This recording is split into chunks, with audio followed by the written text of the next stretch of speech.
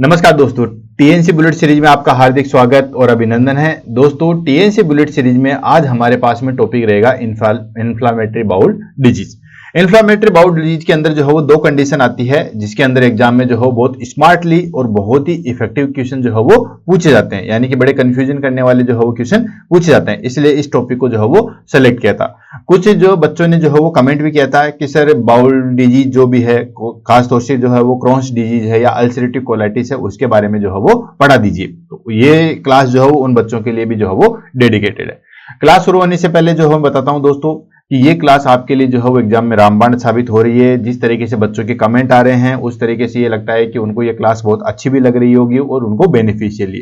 क्यों? क्योंकि ये जो है वो डेली आती है, सुबह 7 बजे जो है वो आपके पास में जो है पहुंच जाती है। उसमें हम एक इंपॉर्टेंट टॉपिक लेते हैं, उसके बारे में जो है वो डिस्कस करते हैं। उससे रिलेटेड जो एग्जाम में जो क्वेश्चन आए हैं वो सारे क्वेश्चन हम ले लेते हैं।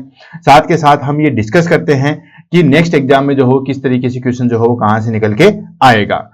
आप जो है वो इस बुलेट सीरीज के जितने भी हैं उनके सबके जो है वो नोट्स बनाइए। पूरे साल के अंदर जो हम 365 टॉपिक जो है वो क्लियर कर लेंगे और 365 टॉपिक हमारे पास में सारे के सारे इंपॉर्टेंट अगर इकट्ठे हो जाएंगे तो मुझे नहीं लगता इससे बाहर एग्जाम में कोई कुछ क्वेश्चन आ सकता है।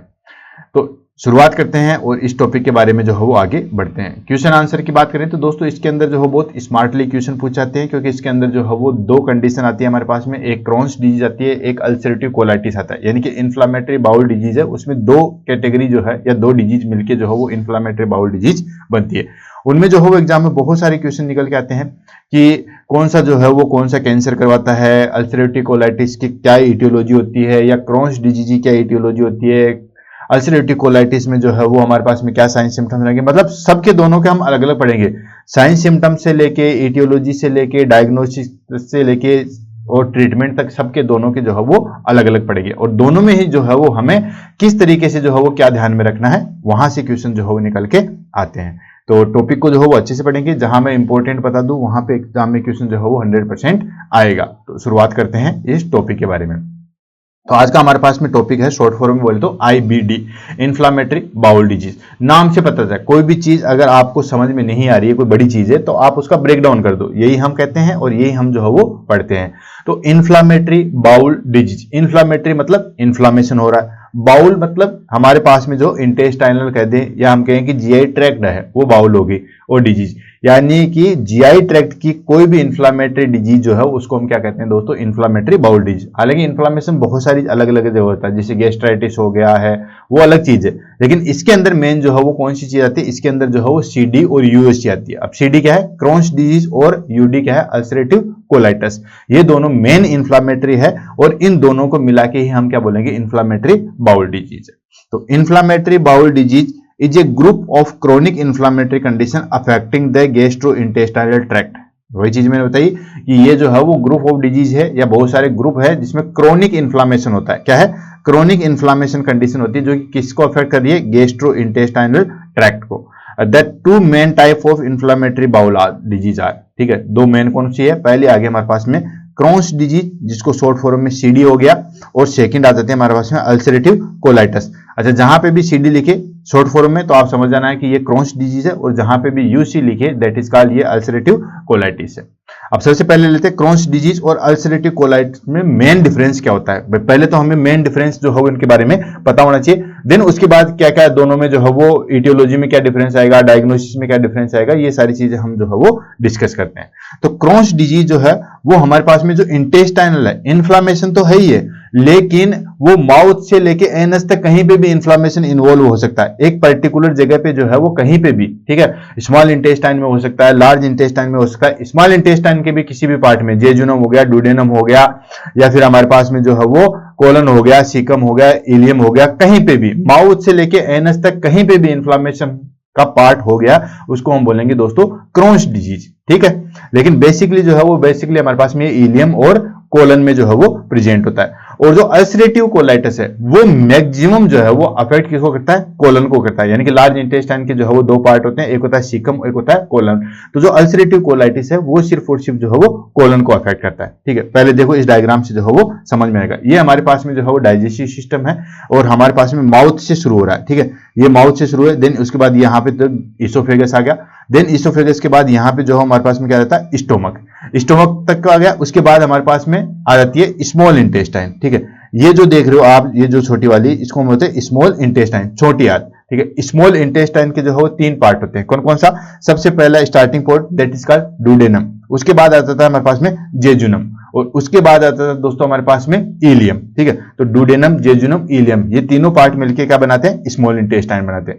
स्मॉल इंटेस्टाइन वैसे डायमीटर में छोटी है, लेकिन लेंथ की बात करें तो लेंथ जो है वो हमारे पास में जो है वो बड़ी होती है। उसके बाद आता है हमारे पास में लार्ज इंटेस्टाइन। ठीक है, यहां से लेके ये वाला पार्ट, देन उसके बाद इस तरीके से, इस तरीके से, इस तरीके से और इस तरीके से, ये जो है हमारे पास में लार्ज इंटेस्टाइन आ गई। लार्ज इंटेस्टाइन के दो पार्ट होते हैं, एक होता है सीकम और एक होता है कोलन।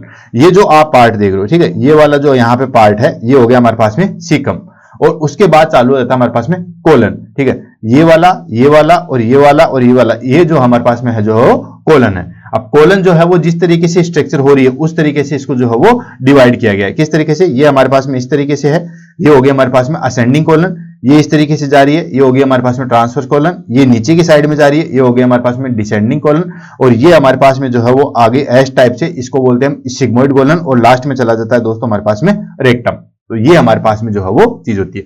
अब हमने क्या पढ़ा? इन्फ्लामेटरी बाउल डिजीज, यानी कि क्रोनिक इन्फ्लामेशन होगा किसके अंदर होगा? डाइजेस्टिव सिस्टम के अंदर या जीआईटी ट्रैक्ट के अंदर जो है वो हमारे पास में क्रोनिक इन्फ्लामेशन होगा, और इसके अंदर जो है बेसिकली दो डिजीज आती है। पहली थी हमने दोस्तों क्रॉन्स डिजीज। क्रॉन्स डिजीज क्या था? माउथ से लेके, यानी कि माउथ से लेके जो है वो एनस तक जो चीज है उसके अंदर कहीं पे भी जो है वो इन्फ्लामेशन हो जाएगा, उसको हम क्या कहेंगे दोस्तों? क्रॉन्स डिजीज होंगे। कहीं पे भी हो जाएगा, लेकिन बेसिकली जो है वो ये इलियम के अंदर जो है वो प्रेजेंट होता है। सेकंड था हमारे पास में अल्सरेटिव कोलाइटिस। ठीक है, ये बना है हमारे पास में कोलन से। ठीक है, कहां से बना है? अल्सरेटिव कोलाइटिस, ये कोलन से बना है, कोलन में इन्फ्लामेशन होगा बेसिकली। तो देखो इसको हम जो है वो आगे पढ़ते हैं। ये हमारे पास में आ गया कि Crohn's disease can affect any part of the GI tract from mouth to anus. ठीक है, मुंह से लेके एनस तक जो है वो कहीं पे भी जो है वो अफेक्ट कर सकता है, बट कॉमनली जो है वो कहां इन्वॉल्व होता है? Terminal ileum and colon. ठीक है, टर्मिनल इलियम यानी कि जो स्मॉल इंटेस्टाइन का जो है वो हमारे पास में लास्ट वाला पार्ट है। ठीक है, वहां पे या फिर जो है वो कोलन को अफेक्ट करता है। देन सेकंड आता है अल्सरेटिव कोलाइटिस, ये बेसिकली अफेक्ट करता है only the colon. Large intestine के दो पार्ट थे, सीकम और कोलन, तो ये किसको जो है वो अफेक्ट करता है? बेसिकली कोलन को अफेक्ट करता है, primarily the rectum and extending proximally. ठीक है ना, यानी कि बेसिकली जो है वो रेक्टम को और लेक्टम वाला जो लास्ट पार्ट है वहां पे जो है वो अफेक्ट करता है। समझ में आ गया? सिंपल जो है वो डेफिनेशन होगी। अब ये दोनों की चीज आपको मेन चीज क्लियर होगी तो अब अभी पढ़ने में जो है बहुत आसानी हो जाएगी। हमने क्या पढ़ा था दोस्तों? हमने पढ़ा इन्फ्लामेटरी बाउल डिजीज, यानी कि क्रोनिक इन्फ्लामेशन होगा वो माउथ से लेके एनस जीआई ट्रैक्ट जो है उसको अफेक्ट होता है, ये जीआई ट्रैक्ट जो है वो अफेक्ट होती है। इसके अंदर दो हमारे पास में जो है डिजीज आती है, एक आती है क्रॉन्स डिजीज और एक आती है अल्सरेटिव कोलाइटिस। क्रॉन्स डिजीज में क्या होता है? इन्फ्लामेशन होता है, जीआईटी ट्रैक्ट के अंदर होता है, ये माउथ से लेके एनस तक कहीं पे भी हो सकता है, लेकिन बेसिकली किसको अफेक्ट करता है? इलियम और कोलन को अफेक्ट करता है। सेकंड आता है हमारे पास में अल्सरेटिव कोलाइटिस, ये जो है वो बेसिकली कोलन को अफेक्ट करता है, रेक्टम वाले पार्ट को जो है वो अफेक्ट करता है। आगे चीज समझ में? ये हो गया हमारे पास में दोनों। ये देखो इमेज के द्वारा भी देख सकते हैं। पहला है हमारे पास में क्रॉन्स डिजीज। क्रॉन्स डिजीज क्या था? इन्फ्लामेशन था, कहीं पे भी हो सकता है, और कहां पे बताया था? टर्मिनल इलियम और हमारे पास में बाउल में, यानी कि लार्ज इंटेस्टाइन में हमारे पास में। अब देखो यहां पे देखो ये इन्फ्लामेशन हो रहा है, जो रेडेड हो रहा है ना, ये इन्फ्लामेशन दिखा रहा है, तो ये हमारे पास में स्मॉल इंटेस्टाइन का पार्ट है, यहां पे भी ये सीकम का पार्ट है, देन ये हमारे पास में जो है वो कोलन का पार्ट है, ये वाला। तो ऐसे जो है वो कहीं पे भी अफेक्ट हो सकता है, ये होता है क्रॉन्स डिजीज। नेक्स्ट था अल्सरेटिव कोलाइटिस, ये जो है वो बेसिकली कहां पे होता है? ये हमारे पास में लार्ज बाउल में होता है। ये देखो यहां पे थोड़ा सा ट्रांसफर कॉलम निकल के आया, देन उसके बाद डिसेंडिंग कॉलन निकल के आया, देन उसके बाद सिग्मोइड कॉलन एंड देन उसके बाद रेक्टम और एनस, ये चीज अफेक्ट हो रही है। ये हो रहा है हमारे पास में अल्सरेटिव कोलाइटिस। दोनों के बारे में मेजर जो है वो बातें हम डिस्कस कर लेते हैं, देन उसके बाद जो है वो आगे बढ़ते हैं। सबसे पहले हम डिस्कस करते हैं लोकेशन के बारे में। तो लोकेशन हम अपने को बता दिया, बेसिकली जो है वो ये हमारे पास में अल्सरेटिव कोलाइटिस है। ठीक है, उल्टा दे रहे हैं, पहले हम क्रॉन्स डिजीज को लेते हैं। देन उसके बाद अल्सरेटिव कोलाइटिस। ठीक है, क्रॉन्स डिजीज जो है वो कहाँ हो सकती है, कहीं पे भी हो सकती है। इंटायर जीआईटी ट्रैक्ट होता है, माउथ से एनस तक होता है। ठीक है, और ये जो है वो कोलन और रेक्टम को जो है वो बेसिकली अफेक्ट करता है, और ये इलियम से जो है वो पीछे की तरफ नहीं जाता है, यानी कि स्मॉल इंटेस्टाइन में जो है वो नहीं जाएगा। नेक्स्ट आता है डिग्री ऑफ इन्फ्लामेशन। ठीक है, तो हमारे पास डिग्री ऑफ इन्फ्लामेशन लेते हैं, तो अल्सरेटिव कोलाइटिस है वो हमारे पास में अंदर तक जो है वो डीफर तक जाता है, यानी कि जो इंटेस्टाइन है उसके 4 लेयर है। कौन सा, म्यूकोसा, सब mucosa, muscular layer and serosa, ये 4 लेयर होती है। तो बेसिकली जो है वो हमारे पास में अल्सरेटिव कोलाइटिस है, म्यूकोसा, सब म्यूकोसा, इन सब तक जो है वो इन्फ्लामेशन करता है, जबकि ये हमारे पास में जो है वो ट्रांसम्यूरल इन्फ्लामेशन जो है वो करता है क्रॉन्स डिजीज। हिस्टोलॉजी की बात करें कि कौन कौन सी चीज कहां कहां जो अफेक्ट होती है, इसके अंदर जो है वो हमारे पास में एब्सिस बनेगा एंड गोबलेट सेल्स जो है उनका डिप्लीटेशन होगा अल्सरेटिव कोलाइटिस के अंदर। इसके अंदर क्या होता है, हमारे पास में ग्रेनुलोमा बनते हैं और गोबलेट सेल्स जो है वो उनका मल्टीप्लिकेशन करता है, बहुत ज्यादा गोबलेट सेल्स जो है वो बन जाती है। ठीक है, देन स्मोकिंग किसको अफेक्ट करती है, ये एग्जाम में काफी बार पूछा गया है। अब इसको जो है वो आपको अंडरलाइन करना ही पड़ेगा, ये एग्जाम में काफी बार पूछा गया है, तो ये इंपॉर्टेंट है। कौन जो है वो किसको अफेक्ट करता है, ये इंपॉर्टेंट है, ये एग्जाम में काफी बार जो है वो पूछा गया है। बहुत सारे लोगों को लगता है कि इन्फ्लामेटरी बाउल डिजीज का ही जो है वो स्मोकिंग से अफेक्ट होती है, लेकिन होती है दोस्तों। स्मोकिंग से सिर्फ हमारे पास में रेस्पिरेटरी सिस्टम अफेक्ट नहीं होता, ये भी होता है। देन स्मोकिंग जो है वो प्रोटेक्टिव फैक्टर के रूप में काम करता है, किसमें, अल्सरेटिव कोलाइटिस में। ठीक है, और इसके अंदर जो है वो एग्रीवेटिव फैक्टर के रूप में जो है वो कार्य करता है। नेक्स्ट आता है एक्स्ट्रा इंटेस्टाइनल मैनिफेस्टेशन, यानी कि कौन कौन सी चीजें अलग भी जो है वो इन्फ्लामेशन होता है या नहीं है इस हमारे पास में इंटेस्टाइन के अलावा। तो ये जो है वो एरिथमा जो है वो नोडोसिस बनता है, ग्रेनुलोमा बनता है, आर्थराइटिस होता है और ओकुलर मैनिफेस्टेशन जो है वो करवाता है, यानी कि ये बेसिकली जो है वो हमारे पास में पायोडर्मा करवा सकता है, arthritis, inflammation in the joints करवा सकता है, एंड उसके बाद जो है वो ओकुलर मैनिफेस्टेशन करवाएगा। ये भी हमारे पास में जो है वो एरिथमा मोशन करता है, पायोडर्मा करवाता है, आर्थराइटिस करवाता है, ओकुलर मैनिफेस्टेशन करवाता है। लोगों दोनों जो है वो इन्फ्लामेशन बाहर जो है वो करवाते हैं। एंडोस्कोपी की बात करें तो इसमें जो है वो हमें कंटिन्यूअस लीजन्स जो है वो देखने को मिलेंगे अल्सरेटिव कोलाइटिस। जैसे यहाँ पे अगर हमने लीजन्स शुरू कर दिया, सिग्मोइड कोलन में लीजन्स बनना चालू हुए, तो इंटायर सिग्मोइड कोलन जो है वो अफेक्ट करेगी, कंटिन्यूअस जो है वो लीजन होंगे। जबकि इसकी अगर हम एंडोस्कोपी से स्टडी देखते हैं क्रॉन्स डिजीज की, तो छोटे छोटे पैचेज दिखाई देंगे, स्किप लीजन, डीप अल्सर, ओब्लेटी अपीयरेंस। ठीक है, यहाँ पे लीजन्स दिख गया, थोड़ी देर बाद एकदम इंटेस्टाइन से चलेगी, उसके बाद फिर से जो है वो लीजन्स दिख गया, छोड़ छोड़ के जो है वो लीजन्स हमें देखने को मिलते हैं। नेक्स्ट आता है हमारे पास में कॉम्प्लिकेशन। कॉम्प्लिकेशन क्या हो सकती है, ठीक है, तो कॉम्प्लिकेशन इसके अंदर जो है मेगा कोलन जो है हमें देखने को मिलेगी। 2 चीजें बता रहा हूं, एक कॉम्प्लिकेशन इसकी सबसे ज्यादा जो है वो इंपॉर्टेंट है, ये कॉम्प्लिकेशन भी एग्जाम में जो है वो पूछी जाती है। तो आपको 3 चीजें बताइए, इसके अलावा एग्जाम में क्वेश्चन नहीं पूछा जाएगा, इसीलिए हमारी ब्लूड सीरीज जो है वो काफी ज्यादा इफेक्टिव हो जाती है। क्या क्या चीज, पहली चीज हमने बताई लोकेशन, ये ध्यान रखना। सेकंड हमने स्मोकिंग किसको अफेक्ट करता है वो ध्यान रखना, और थर्ड चीज हमने बताई है दोस्तों, दैट इज कॉल्ड कॉम्प्लिकेशन क्या हो सकते हैं। तो अल्सरेटिव कॉम्प्लिकेशन है हमारे पास में टॉक्सिक मेगाकोलन। मेगाकोलन मतलब हमारी कोलन जो है बहुत ज्यादा बढ़ जाती है। इमेज बेस पे अभी जब हम आगे बढ़ेंगे कॉम्प्लिकेशन तो वहां पे हमें दिख जाएगा, ठीक है। देन उसके बाद जो है venous thromboembolism and increase risk of colorectal cancer compared the Crohn's disease. ठीक है, इसके अंदर कैंसर होने की संभावना जो है वो ज्यादा होती है, याद रखना। किसके अंदर, इसके अंदर कैंसर होने की संभावना जो है वो ज्यादा होती है then compare to Crohn's disease के। अगर हम बात करते हैं अल्सरेटिव कोलाइटिस की, ठीक है, या क्रॉन्स डिजीज की, इसके अंदर स्ट्रक्चर या फ्रिसर बनेंगे, ठीक है, स्ट्रक्चर यानी कि नेरो हो जाएगा, फ्रिसर बनेंगे, फिस्टुला बन जाएगा, फिस्टुला यानी कि एबनॉर्मल कम्युनिकेशन बन जाएगा, and venous thromboembolism and colorectal cancer बनता है, लेकिन उसके कंपैरिजन में जो है वो कम बनता है।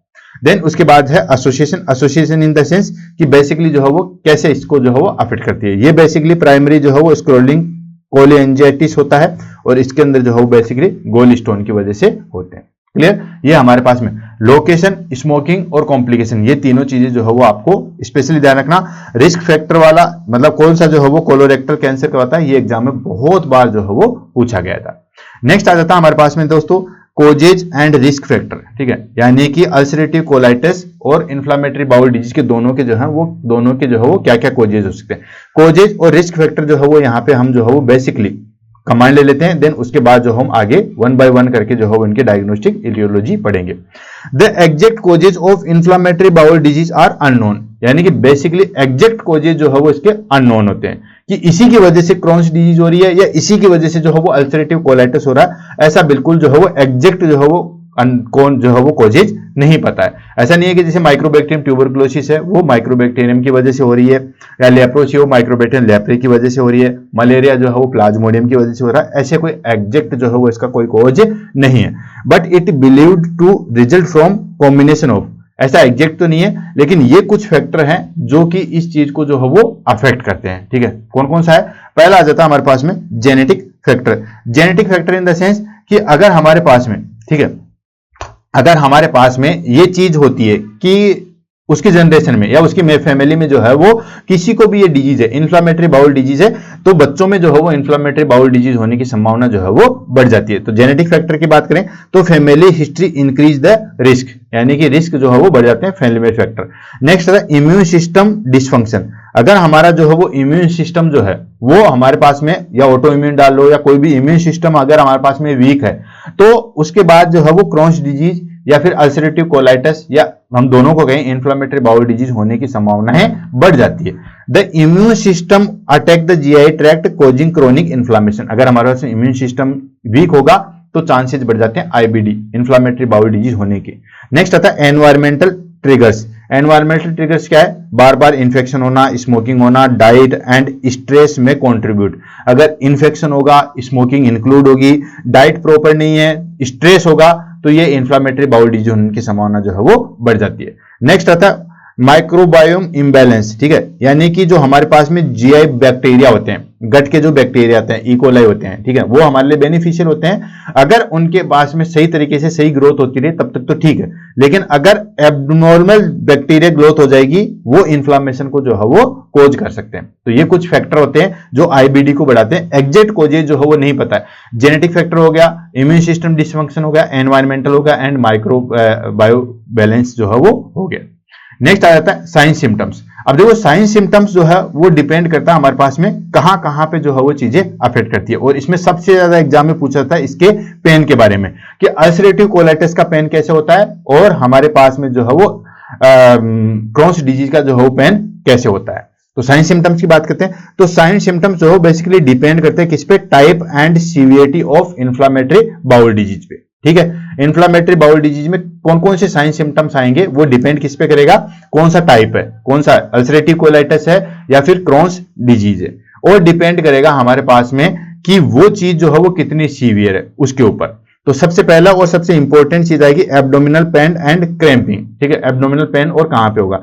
तो बेसिकली अल्सरेटिव कोलाइटिस में जो है वो लोअर एब्डोमिनल पेन होगा। फिर से रिपीट कर रहा हूं, याद रखना दोस्तों कि जो अल्सरेटिव कोलाइटिस है उसके अंदर जो है वो लोअर एब्डोमिनल पेन होगा, जबकि सारे जीआई ट्रैक्ट में कहीं पे भी जो है वो पेन होगा वो किसके अंदर होगा? क्रॉन्स डिजीज के अंदर होगा। क्यों? क्योंकि क्रॉन्स डिजीज कहीं पे भी हो सकती है। तो पूरी बॉडी में, पूरी जो है वो जीआई ट्रैक्ट में कहीं पे भी जो है वो पेन हो सकता है, वो क्रॉन्स डिजीज का है, लेकिन लोअर एब्डोमिनल पेन में है वो किसका है? अल्सरेटिव कोलाइटिस का है। ठीक, नेक्स्ट आता है डायरिया। डायरिया जो है वो ब्लडी एंड म्यूकस दोनों टाइप का जो है वो हो सकता है। वेट लॉस की बात करें तो वेट लॉस ऑफ कोर्स होगा ही होगा, क्योंकि जीआई ट्रैक्ट का मेन काम क्या है? एब्जॉर्वेशन। ठीक है, अब जब हम प्रॉपर खाना खा रहे हैं लेकिन उसका एब्जॉर्वेशन ही सही तरीके से नहीं हो रहा है तो वेट लॉस होगा due to poor nutrition absorption. Fatigue की बात करें तो ऑफ कोर्स अगर क्रोनिक इन्फ्लामेशन है, न्यूट्रिशन डेफिशिएंसी है तो फटीग होगा ही होगा। तो chronic inflammation and nutrition deficiency contribute करते हैं। फीवर की अगर बात करें तो देखो आपको पता ही जहां कहीं पे भी इन्फ्लामेशन है तो फीवर जो है वो रहेगा। एक्टिव इन्फ्लामेशन में जो है वो फीवर रहेगा, इंडिकेटिव ऑफ एक्टिव इन्फ्लामेशन और इन्फेक्शन। एनीमिया की बात करें तो ऑफ कोर्स पता है क्या चीज? एक तो हमारे पास में जो है वो एब्जॉर्वेशन सही तरीके से नहीं हो रहा, दूसरी चीज ब्लड का लॉस हो रहा है, यानी कि एक तो इनकमिंग कम एंड देन आउटगोइंग ज्यादा। तो ऑफ कोर्स जो है वो हमारे पास में हीमोग्लोबिन की डेफिशिएंसी होगी, ब्लड की डेफिशिएंसी होगी, तो एनीमिया होगा ड्यू टू ब्लड लॉस और इंटेस्टाइनल अल्सर। देन उसके बाद अर्जेंसी। अर्जेंसी मतलब कि हमें बार बार जो है वो स्टूल पास करने की, डेफिकेशन की जो है वो बार बार अर्जेंसी लगेगी। ये बेसिकली जो है वो अल्सरेटिव कोलाइटिस में देखने को मिलेगी। मेन जो है वो हमारे पास में अल्सरेटिव कोलाइटिस में जो है वो देखने को मिलेगी, बार बार हमें स्टूल पास करने की जो है वो अर्जेंसी आएगी। ये हमारे पास में मेन साइन सिम्टम्स है। मैंने पहले आपको बोला था कि मेन एग्जाम में क्वेश्चन कहां से पूछा था? एब्डोमिनल पेन से पूछा जाएगा। तो अगर लोअर जीआई ट्रैक्ट में है तो वो किसको इंडिकेटेड करता है? अल्सरेटिव कोलाइटिस को। अगर पूरी जीआई ट्रैक्ट में कहीं पे भी है तो वो कहां पे करेगा दोस्तों? That is called Crohn's disease को।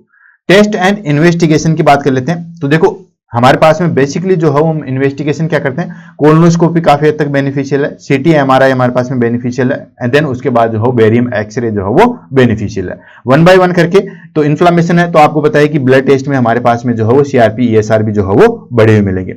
तो सबसे पहला आ जाता है हमारे पास में ब्लड टेस्ट एंड इन्वेस्टिगेशन की बात करते हैं। पहला आ गया हमारे पास में ब्लड टेस्ट। इसके अंदर क्या होंगे, हम चेक एनीमिया करेंगे। तो एनीमिया में हम क्या चेक करते हैं दोस्तों, हीमोग्लोबिन लेवल जो है वो चेक करेंगे। देन उसके बाद आता है हमारे पास में इन्फेक्शन में होगा तो टीएलसी ईएसआर जो है वो बढ़ा हुआ मिलेगा। देन इन्फ्लामेशन है तो सीआरपी लेवल, ठीक है, सी रिएक्टिव प्रोटीन जो है वो बढ़ा हुआ मिलेगा, इरिथ्रोसेगमेंटेशन रेट, ये सारी चीजें बढ़ी हुई मिलेगी। नेक्स्ट हम स्टूल टेस्ट की बात करते हैं। स्टूल टेस्ट में हम जो है वो इन्फेक्शन चेक करते हैं, फिकल कोलप्रेक्टिन मार्कर ऑफ इन्फ्लामेशन, यानी कि कहां पे जो है वो इन्फ्लामेशन हो रहा है उसको प्रोटीन के हिसाब से जो है वो चेक करते हैं। देन उसके बाद मेन इंपॉर्टेंट आ जाता है हमारे पास में कोलोनोस्कोपी एंड बायोप्सी। ये गोल्ड स्टैंडर्ड टेस्ट है, किसके लिए दोस्तों, अल्सरेटिव कोलाइटिस के लिए एंड क्रॉन्स डिजीज के लिए। ये एग्जाम में काफी बार पूछा गया है, gold standard diagnosis to help differentiate Crohn's disease and ulcerative colitis. Main diagnosis होता है, अच्छे तरीके से नोट कर लो, इंपॉर्टेंट लिख लो, जहां पे भी लिखना है वहां पे लिख लो, ये इसका जो है मेन इन्वेस्टिगेशन है। देन उसके बाद जहां कहीं पे भी मैं इंपॉर्टेंट बता रहा हूं दोस्तों, वहां पे लिख लेना। आप चाहे प्रीवियस ईयर के एग्जाम की क्वेश्चन पेपर उठा के देख लेना, या किसी भी जो है वो कॉम्पिटिटिव बुक्स को देख लेना। मैं किसी बुक्स को जो है वो मना नहीं कर रहा हूं, मैं कभी भी नहीं कहता कि आपको ये मत पढ़ो वो मत पढ़ो। जितनी भी मार्केट में अवेलेबल है, सॉन्डर्स है, मोसबी है, NCLEX, XYZ, target, high, PR Yadav, जो भी आपकी है सब पढ़ो, ठीक है ना। आपको जो है मेन चीज है, आपको नॉलेज मिलना चाहिए, आपका कंसेप्ट क्लियर होना चाहिए। चाहे यूट्यूब से पढ़ो, चाहे कोचिंग लेके पढ़ो, चाहे कैसे पढ़ो, आपके कंसेप्ट जो है वो क्लियर होने चाहिए। और जहां जहां मैं इंपॉर्टेंट बता रहा हूं वहां पे नोट कर लेना, ये एग्जाम में 100% आपको क्वेश्चन देखने को मिलेगा। नेक्स्ट आता है इमेजिंग स्टडी। इमेजिंग में हम क्या करते हैं, सीटी एमआरआई करेंगे, एंट्रोग्राफी, यानी कि सीटी स्कैन करेंगे या एमआरआई करेंगे पूरी की, ठीक है। इसमें हमें क्या होगा, identify small bowel involvement specially in Crohn's disease. Barium X ray करेंगे, और बेरियम एक्सरे जो है वो किसमें शो होगा दोस्तों, क्रॉन्स डिजीज में, क्योंकि आपको पता है कि क्रॉन्स डिजीज जो है वो कहीं पे भी हो सकती है, तो इसलिए हम बेरियम जो है वो एक्सरे करते हैं। बेरियम एक्सरे आपको पता ही है कि इसमें रेडियो एक्टिव बेरियम जो है वो हम क्लाइंट को जो है पिलाते हैं और फिर उसका जो है वो एक्सरे देखते हैं। तो जहां कहीं भी नेरोइंग है या स्ट्रक्चर बन गई तो हम आइडेंटिफाई जो है वो हो सकता है, वो हमारे पास में क्रॉन्स डिजीज का मेन साइन सिम्टम्स है, ठीक है। शो नेरोइंग और structure in the Crohn's disease, clear हो गया। तो क्रॉन्स डिजीज के लिए स्पेशली जो हम बेरियम एक्सरे जो है वो करवाते हैं, राइट। नेक्स्ट बात आते हैं हमारे पास में ट्रीटमेंट की। तो ट्रीटमेंट हम क्या क्या देंगे दोस्तों, तो आपको पता ही है इन्फ्लामेशन हो गया, तो पहली चीज तो इन्फ्लामेशन के लिए जो हम क्या करेंगे दोस्तों कि एंटीबॉडीज तो देंगे ही देंगे। देन उसके बाद जो है वो हमारे पास में इम्यूनो सप्रेसिव ड्रग्स भी जो है वो देंगे, स्टेरॉइड्स भी जो है वो देंगे। अब वन बाय वन करके लिए जो है वो ले लेते हैं, देन आगे जो है वो बढ़ते हैं। सबसे पहले मेडिकल मैनेजमेंट, मेडिकेशन में कौन था, पहला आ गया एमिनो सैलिसिलेट, ठीक है। एमिनो सैलिसिलेट जो वो फर्स्ट लाइन ड्रग्स है mild to moderate ulcerative colitis के लिए, ठीक है, यानी कि पेन रिलीज इन सब चीजों के लिए। तो हमारे पास में स्टार्टिंग अल्सरेटिव कोलाइटिस हो रहा है, ठीक है, तो उसमें माइल्ड से मॉडरेट ना हो जाए या मॉडरेट से आगे ना बढ़े, इसके लिए हम एमिनो सैलिसिलेट जो है वो देते हैं। नेक्स्ट हम देते हैं दोस्तों कोर्टिकोस्टेरॉइड। कोर्टिकोस्टेरॉइड से हो क्यों दिया जाता है, बेसिकली ये बेसिकली जो है हमारे पास में दिया जाता है, हमारे पास स्टेरॉइड थेरेपी दी जाती है ताकि साइन सिम्टम्स जो वो थोड़े से रिड्यूस हो सके। इसमें आता है हमारे पास में प्रेडिसोलोन एंड बिडासोलोन। याद रखना दोस्तों, जो भी स्टेरॉइड्स जो है वो दिए जाते हैं कभी भी इमीडिएटली जो है वो बंद नहीं किए जाते, अदरवाइज सीवियर जो है वो इफेक्ट सामने आते हैं। कोई भी चीज, जैसे प्रेडिसोलोन ही मान लो, तो प्रेडिसोलोन है वो पहले जैसे मान लो किसी क्लाइंट को 40 mg चल रही है, अब हमें लगता है कि इसको स्टॉप कर देनी चाहिए, तो डायरेक्ट आप कभी भी स्टॉप नहीं कीजिएगा। आपको पहले 30 mg करना है, देन उसके बाद 20 mg करना है, देन उसके बाद 10 mg करना है, देन 5 mg, देन स्टॉप करना है। डायरेक्टली करोगे तो सीवियर जो है हमारे पास सिम्टम्स जो है वो निकल के आएंगे। Use in acute flare ups but not for long term. Long term के लिए जो है वो नहीं देते, क्योंकि अगर लॉन्ग टर्म से तो हैबिचुअल हो जाएगा और खासतौर से इम्यूनिटी जो है वो डिक्रीज होगी। Next immuno modulators. Immuno modulators क्यों देंगे दोस्तों, हमारे पास में इम्यून रिस्पॉन्स को जो है वो थोड़ा सा सप्रेस करने के लिए। नेक्स्ट हम जो है वो जेके इनहिबिटर देते हैं। जेके इनहिबिटर क्या है, ए जेन्युइस काइनेज है, ठीक है। फॉर एग्जांपल हमारे पास में आ गया टॉफिसिटोनिटोब, ठीक है, use in moderate to severe ulcerative colitis, ठीक है, मॉडरेट और सीवियर अल्सरेटिव कोलाइटिस में जो है वो यूज में लेते हैं। नेक्स्ट आ गया एंटीबॉडीज। एंटीबॉडीज क्यों दोस्तों, आपको पता है कि इन्फ्लामेशन हो रहा है तो कोई ना कोई जो है वो बैक्टीरिया, वायरस या फंगाई की वजह से हो सकता है। इसके लिए हम दोनों कंबाइंड देते हैं। मेट्रानिडाजोल जो एंटी प्रोटोजोवल है एंड सिप्रोफ्लोक्सिन ये एंटी बैक्टीरियल। आपने देखा होगा कभी भी सीवियर डायरिया भी जब होता है तो सिप्रो और मेट्रो दोनों दे देते हैं, ठीक है। तो सिप्रो और मेट्रो, सिप्रो जो है वो हमारे पास में क्या है दोस्तों, एंटीबैक्टीरियल है, और मेट्रानिडाजोल जो है वो हमारे पास में क्या है दोस्तों, एंटी प्रोटोजोवल है। ये दोनों जो है वो दे देते हैं ताकि किसी से भी हो इन्फेक्शन वो ट्रीट हो सके। Use in Crohn's disease with infections और एब्सिस, ये चीजें हमें जो है वो इसमें काम में लेते हैं। Next, life style and dietary modification, हमें जो है वो क्या क्या करना है। तो दोस्तों डाइट मॉडिफिकेशन में भी जो है एग्जाम में बहुत बार जो है वो क्वेश्चन पूछे गए थे कि कौन सी डाइट को जो है वो अवॉइड करना चाहिए, कौन सी डाइट को जो है वो किस तरीके से लेना चाहिए। तो इसमें जो है हमारे पास में इंपॉर्टेंट है, वन बाय वन करके जो पढ़ते हैं। पहला डाइट मॉडिफिकेशन। डाइट मॉडिफिकेशन हम क्या करते हैं दोस्तों, avoid high fibre diet during the flares up, ठीक है। यानी कि जो हाई फाइबर्स डाइट है वो ड्यूरिंग जो है वो हमारे पास में जो डिजीज है उस कंडीशन में नहीं देनी चाहिए, क्योंकि वहां पे ऑलरेडी जो है वो इन्फ्लामेशन है। अल्सरेटिव कोलाइटिस में तो बिल्कुल भी जो है वो अवॉइड करनी चाहिए। देन फॉलो ए लो रेसिडुअल डाइट, ठीक, इफ स्ट्रक्चर आर प्रेजेंट, यानी कि अगर हमारे पास में क्रॉन्स डिजीज प्रेजेंट है, ठीक है, स्ट्रक्चर्स आर, छोटे छोटे स्ट्रक्चर मतलब नेरोइंग जो पार्ट वाला अगर प्रेजेंट है तो उसमें हम लो रेसिडुअल डाइट जो है वो देते हैं। देन उसके बाद कंसीडर एंट्रल न्यूट्रिशन, मैक्सिमम हम इसी पे कंसीडर करते हैं, ठीक है। अगर कोई क्लाइंट क्रॉन्स डिजीज का है, जब मैंने टीपीएन बढ़ाया था, ठीक है, टोटल पेरेंटल न्यूट्रिशन बताया था, तभी भी मैंने बताया था कि इन्फ्लामेटरी बाउल डिजीज में हम जो है वो इसको काम में लेते हैं। इसमें हम क्या कहते हैं, कंसीडर एंट्रल न्यूट्रिशन, यानी कि लिक्विड डाइट जो है वो देते हैं इन सीवियर केसेस में, और वैसे भी जो है वो न्यूट्रिशन जो हमें लिक्विड डाइट ही जो है वो देनी चाहिए। नेक्स्ट आ जाता है प्रोबायोटिक। प्रोबायोटिक क्या होते हैं दोस्तों, ये हेल्प करते हैं हमारे पास में किसमें, रेमिशंस में, या हम कहें कि जो हमारे पास में डाइजेस्टिव मेटाबॉलिज्म है उसमें जो हम हेल्प करते हैं, प्रोबायोटिक्स जो है वो हेल्प करते हैं। नेक्स्ट आता है स्मोकिंग सिजेशन। स्मोकिंग जो है वो अवॉइड कर देनी चाहिए, ठीक है, क्यों, क्योंकि खासतौर से जो क्रॉन्स डिजीज के क्लाइंट है उनमें तो specially. Then stress management. Stress management के लिए योगा करना चाहिए, मेडिटेशन करना चाहिए एंड रिलैक्सेशन टेक्निक जो है वो यूज में लेनी चाहिए ताकि स्ट्रेस कम हो, क्योंकि स्ट्रेस भी जो है वो हमारे पास में इन्फ्लामेटरी बाउल डिजीज को जो है वो बढ़ाता है। नेक्स्ट आ जाता है हमारे पास में मेन चीज, that is called surgical management. जहां तक हो सके हम जो है वो सर्जिकल मैनेजमेंट पे ही जाना होता है, क्योंकि ये जो है वो बहुत सीवियर डिजीज है। हम पढ़ रहे हैं, इजीली पढ़ रहे हैं, लेकिन ये इतना इजीली डिजीज नहीं है, इसमें हमें सर्जिकल मैनेजमेंट पे जो है वो जाना ही पड़ता है। तो सर्जिकल मैनेजमेंट में दोनों में हम करते हैं। अल्सरेटिव कोलाइटिस में क्या करेंगे और क्रॉन्स डिजीज में हम जो है वो क्या करेंगे। अब देखो अल्सरेटिव कोलाइटिस है, तो अल्सरेटिव कोलाइटिस कहां पे हो रहा है, लार्ज, जो लास्ट की जो हमारे पास में इंटेस्टाइन है, खासतौर से जो हो वो लार्ज इंटेस्टाइन है, उसका जो एंड पार्ट है वहां पे जो है वो इन्फ्लामेशन हो रहा है। तो वहां पे हम क्या करेंगे दोस्तों, टोटल प्रोक्टोकोलोस्टोमी विथ इलियल पाउच जो है वो सर्जरी करवाएंगे। इसको जो है वो हम क्या कहते हैं दोस्तों, दैट इज कॉल्ड IPAA के नाम से भी जो है वो जानते हैं। IPAA क्या है, इंटायरल प्रोक्टोकोलोस्टोमी विथ इलियल एनास्टोमोसिस, ठीक है, एनल एनास्टोमोसिस, इसके नाम से जो है वो जानते हैं। अब इसके अंदर क्या करते हैं, ये बेसिकली जो है वो अल्सरेटिव कोलाइटिस का मेन जो है वो होता है। अब देखो यहां पे हमारे पास में ये हो गया प्रोकोलोस्टोक्टोमी, ठीक है। इसके अंदर हम क्या करते हैं दोस्तों कि जो हमारे पास में कॉलम है, ठीक है, उसको रिमूव कर दिया जाता है, ठीक है, पूरी कॉलम को जो है वो हटा दिया जाता है। पहले देखो ये हमारे पास में जो है वो नॉर्मल है, नॉर्मल डाइजेस्टिव सिस्टम है, स्टोमक है, देन स्मॉल इंटेस्टाइन है, देन उसके बाद लार्ज इंटेस्टाइन है और इस तरीके से रेक्टम है। टोटल प्रोकोलोस्टोमी में हम क्या करते हैं दोस्तों, इसके अंदर जो है हमने पूरी कॉलम को निकाल दिया और रेक्टम को भी जो है बाहर निकाल दिया, ठीक है, पूरी कॉलन को जो है बाहर निकाल दिया और रेक्टम को भी बाहर निकाल दिया, और जो स्मॉल इंटेस्टाइन से था वो हम कोलोस्टोमी पार्ट में बना देते हैं, ठीक है, या हम इसको हम क्या कहेंगे दोस्तों, इलियोस्टोमी। जब हमने कोलोस्टोमी पढ़ाया था तब बताया था कि इस डिजीज में इस तरीके से इसको डायरेक्ट जो है वो हमारे पास में एब्डोमिनल वॉल से बाहर निकाल दिया था, तो यहाँ पे इलियम काट के डायरेक्ट बाहर निकाल दिया, दैट इज कॉल्ड कोलोस्टोमी हम कर देते हैं।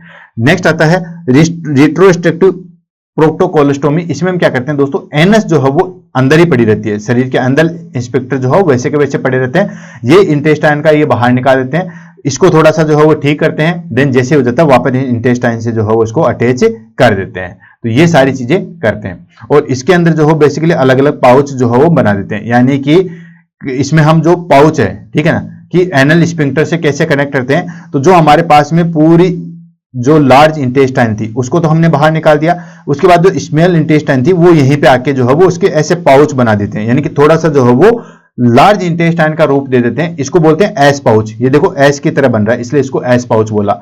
ये आ गया हमारे पास में जे पाउच, ये जे की तरह बन रहा था, ये डब्ल्यू की तरह बन रहा है, इसको हम बोलते हैं डब्ल्यू पाउच। यानी कि जो हमारे पास में स्मॉल इंटेस्टाइन का पार्ट था, लार्ज इंटेस्टाइन तो हमने निकाल दी, अल्सरेटिव कोलाइटिस है तो हमने लार्ज इंटेस्टाइन तो निकाली थी। अब लार्ज इंटेस्टाइन निकालने के बाद में क्या करते हैं कि ऐसे पाउच बना देते हैं। स्मॉल इंटेस्टाइन के कुछ पार्ट को जो है फोल्ड करके इस तरीके से बड़ा पाउच बना देते हैं, उसको लेके लार्ज इंटेस्टाइन का रूप दे देते हैं, ऐसा पाउच बना देते हैं। एस पाउच बना सकते हैं, जे पाउच बना सकते हैं, डब्ल्यू पाउच बना सकते हैं। इमेज बेस का एग्जाम में काफी बार जो है वो मोस्ट इंपोर्टेंट क्वेश्चन जो है बन रहा है इस तरीके से कि ये सर्जरी जो है वो किसके अंदर की जाती है। और फिर ऐसा पाउच बना के, ये स्मॉल इंटेस्टाइन का है, और उस पाउच को डायरेक्ट जो है वो हम किससे, एनएस से जो है वो एनास्टोमोसिस कर देते हैं। एनास्टोमोसिस मतलब जोड़ दिया जाता है, ठीक है, पूरा जो है वो पार्ट को बाहर निकाल दिया। ये ट्रीटमेंट है हमारे पास में किसका दोस्तों, अल्सरेटिव कोलाइटिस का। क्लियर। नेक्स्ट आ जाता है हमारे पास में सर्जिकल मैनेजमेंट। क्रॉन्स डिजीज का हम क्या करेंगे, चलो वहां तो कुछ पार्ट था, ठीक है, तो वहां पर तो हमने क्या किया कि पूरी कॉलोन को बाहर निकाल दिया। क्रॉन्स डिजीज तो माउथ से लेके कहीं पे भी हो सकती है, और बेसिकली जो है वो किसके अंदर होती है, ये हमारे पास में इलियम के अंदर हो सकती है, क्रॉन्स के डिजीज के अंदर हो सकती है। तो इसमें हम क्या करेंगे, इसके अंदर हम क्या करेंगे दोस्तों, ये इसमें रिसेक्शन करेंगे फॉर डीजे सेगमेंट। जहां जहां पे भी जो अल्सरेटिव बन रहा है या जहां जहां पे भी जो पैचेज बन रहे हैं, जहां जहां पे भी इन्फ्लामेशन के जो है वो सेगमेंट बन रहे हैं, उनको जो है वो हटा के एनास्टोमोसिस कर दिया जाता है, ठीक है। ये जो है वो नॉट क्यूरेटिव है but help to relieve complication. और सेकंड हम जो है वो इसमें करेंगे स्टीरियोप्लास्टी करेंगे। स्टीरियोप्लास्टी इन द सेंस कि हमारे पास में जो है वो क्रॉन्स डिजीज हुई, क्रॉन्स डिजीज की वजह से ये हमारे पास में जो है वो इंटेस्टाइन है, क्रॉन्स डिजीज के अंदर इंटेस्टाइन जो है वो इस तरीके से हो जाती है, ठीक है, इस तरीके से ये नैरो हो जाएगी। तो इसमें हम क्या करेंगे दोस्तों, इसको हटा के, ठीक है, इसको जो स्फिंक्टर्स है उसको हटा के बड़ा कर दिया जाता है, इसको हम बोलेंगे दोस्तों स्टीरियोप्लास्टी। ध्यान रखना, याद रखना, एग्जाम में आ सकता है। स्टीरियोप्लास्टी जो है वो किसमें करते हैं, वो हम जो है वो क्रॉन्स डिजीज के मैनेजमेंट में करते हैं। इसमें कैसे करते हैं, देखो ये यहाँ पे जो है वो डिजीज होगी, मैंने बताया ना, इस तरीके से जो है हमारे पास में स्मॉल इंटेस्टाइन आ गई, तो यहाँ पे हमने कट लगा के क्या किया, इसको ओपनली जो है वो स्टिच कर दिया और इस तरीके से जो है बड़ा पाउच बना दिया, इसको हम बोलेंगे स्टीरियोप्लास्टी। क्लियर है। तो ये इसका जो है हमारे पास में सर्जिकल मैनेजमेंट है। देन उसके बाद आता है हमारे पास में क्या क्या कॉम्प्लिकेशन हो सकते हैं। तो कॉम्प्लिकेशन आपको बताया था दोस्तों कि क्रॉन्स डिजीज के अंदर जो है वो क्या कॉम्प्लिकेशन हो सकते हैं, और अल्सरेटिव कोलाइटिस के अंदर जो है वो क्या कॉम्प्लिकेशन हो सकते हैं। तो वन बाय वन करके जो है वो ले लेते हैं। क्रॉन्स डिजीज के अंदर हमारे पास में कॉम्प्लिकेशन में आ गया, पहला आ गया फिस्टुलाज। फिस्टुला क्या होता है, देखो फिस्टुला का मतलब एक बेसिकली मैंने कहा ना, हम किसी चीज को रटेंगे नहीं। फिस्टुला होता है abnormal communication between two hollow organ, बस इतना से याद रखना। कोई भी दो होलो ऑर्गन है, खोखले ऑर्गन है, उनके बीच में कम्युनिकेशन हो जाता है, उसी को फिस्टुला कहते हैं। एग्जांपल बताऊं, जैसे हमारे पास में ट्रेकिया और इसोफेगस पास में, तो ट्रेकिया और इसोफेगस आपस में जुड़ जाती है, दोनों होलो ऑर्गन है, दोनों खोखले हैं, दोनों आपस में जुड़ गए, तो क्या हो गया, ट्रेकियो इसोफेजियल फिस्टुला, राइट। अब ऐसे आ जाता है हमारे पास में कि वेजाइना और रेक्टम, ठीक है, आपस में जुड़ जाते हैं, तो वेसिको वेजाइनल फिस्टुला। या हमारे पास में यूरिनरी ब्लैडर आपस में जुड़ जाता है, वो भी होलो ऑर्गन है। यूरिनरी ब्लैडर जो है वो वेजाइना से जुड़ जाता है, या वेजाइना जो है वो रेक्टम से जुड़ जाती है, या हमारे पास में यूरिनरी ब्लैडर जो है वो रेक्टम से जुड़ जाता है, तो ये भी एक तरीके से एब्नॉर्मल कम्युनिकेशन होता है। यहां पे भी जो है वो फिस्टुला हो जाता है, रेक्टो वेजाइनल फिस्टुला। कई बार आपने सुना ना, तो फिस्टुला का बेसिक मीनिंग होता है कि कोई भी दो होलो ऑर्गन है वो आपस में जुड़ जाते हैं, उनको बोलते हैं हम फिस्टुला, एब्नॉर्मल कम्युनिकेशन हो जाता है। तो इसके अंदर क्या होता है, इंटेस्टाइनल दोनों खाली खाली पड़ी है। अब स्मॉल इंटेस्टाइन बहुत बड़ी है, ठीक है, 5 मीटर लंबी है। अब 5 मीटर लंबी पाइप है, वो कहीं पे भी आपस में जुड़ सकता है, तो वहां फिस्टुला हो सकता है। या स्मॉल इंटेस्टाइन है, लार्ज इंटेस्टाइन से आके जुड़ गई, वहां पे भी फिस्टुला हो सकता है। तो एब्नॉर्मल कम्युनिकेशन हो जाता है इंटेस्टाइन के अंदर, उसी को हम बोलते हैं फिस्टुला। ये क्रॉन्स डिजीज का मेन कॉम्प्लिकेशन है, एब्नॉर्मल कनेक्शन बिटवीन इंटेस्टाइनल और अदर ऑर्गन। वो इंटेस्टाइनल का जो है वो कहीं पे भी जो है वो अटैच हो जाता है। नेक्स्ट आता है एब्सिस। एब्सिस क्या होगा, पस फील्ड इंफेक्शन होगा जीआई ट्रैक्ट में, जहां पे भी जो है वो इन्फ्लेमेटरी बाउल डिजीज है, तो एब्सिस होगा। नेक्स्ट आ जाता है स्ट्रक्चर एंड ऑब्स्ट्रक्शन। ये बेसिकली जो हमें क्रॉन्स डिजीज के अंदर जो है वो देखने को मिलेगा। अल्सरेटिव कोलाइटिस के अंदर जो हमें मेगा कोलन देखने को मिलेगा, ठीक है। स्ट्रक्चर एंड ऑब्स्ट्रक्शन यानी कि मैंने बार बार बता रहा हूं कि जैसे ये हमारे पास में इंटेस्टाइन है, वो इंटेस्टाइन जो है वो इस तरीके से हो जाती है, नेरो हो जाएगा, ठीक है, ये इस तरीके से ये बिल्कुल जो है वो नेरो हो जाएगा। तो ये चीज किसमें देखने को मिलेगी दोस्तों, हमारे पास में that is called Crohn's disease में देखने को मिलेगी। नेरोइंग ऑफ जो है वो इंटेस्टाइनल कोजिंग ब्लॉकेज, अगर नेरो हो जाएगा तो फिर ब्लॉक हो जाएगा और उसको क्या किसको लीड करेगा दोस्तों, इंटेस्टाइनल ऑब्स्ट्रक्शन को लीड करेगा।